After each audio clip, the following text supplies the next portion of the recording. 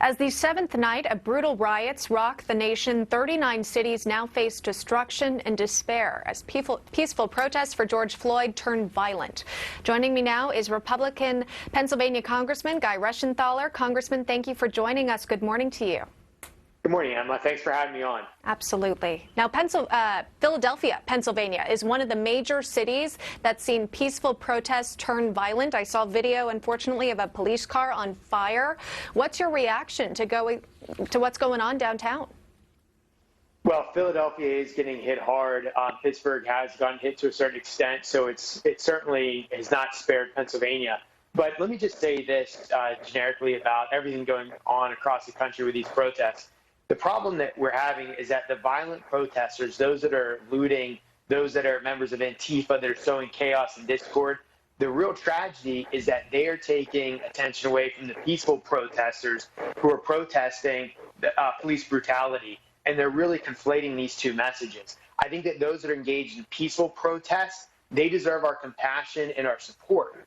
Those that are those that are looting, that are engaging in these riots, those members of Antifa that are coming in as outside groups to create chaos and panic, they deserve the full force of law and order. So that's what we have to make sure we do. We cannot conflate these two groups.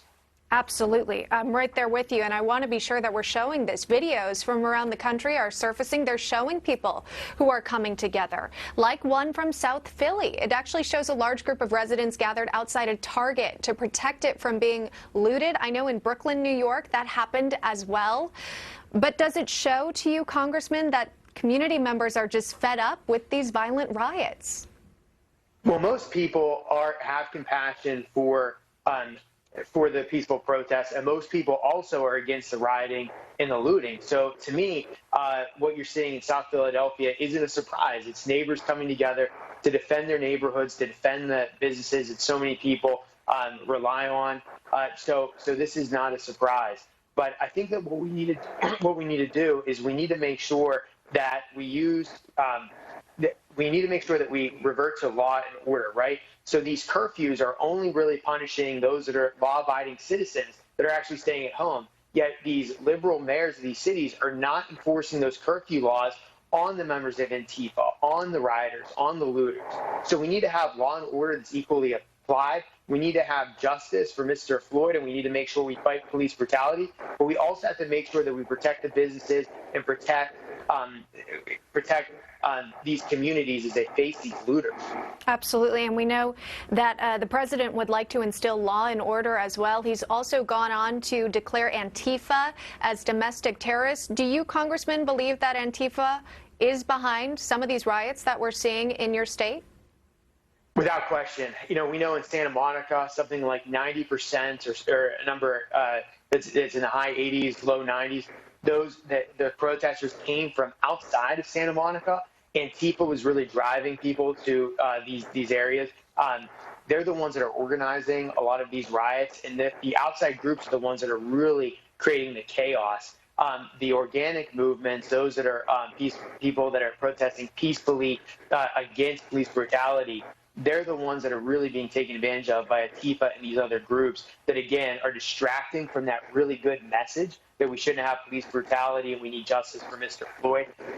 Unfortunately, these rioters and these looters are taking advantage of the situation to, one, sow chaos when it comes to Antifa. They just want to have chaos and disruption. And then the looters are just looking to basically take advantage and steal property. So you have these two other groups that are really conflating the message, which, again, it's a good message that we shouldn't have police brutality. We need justice for Mr. Floyd. It's just a shame that we have to deal with Antifa in the mix. Absolutely.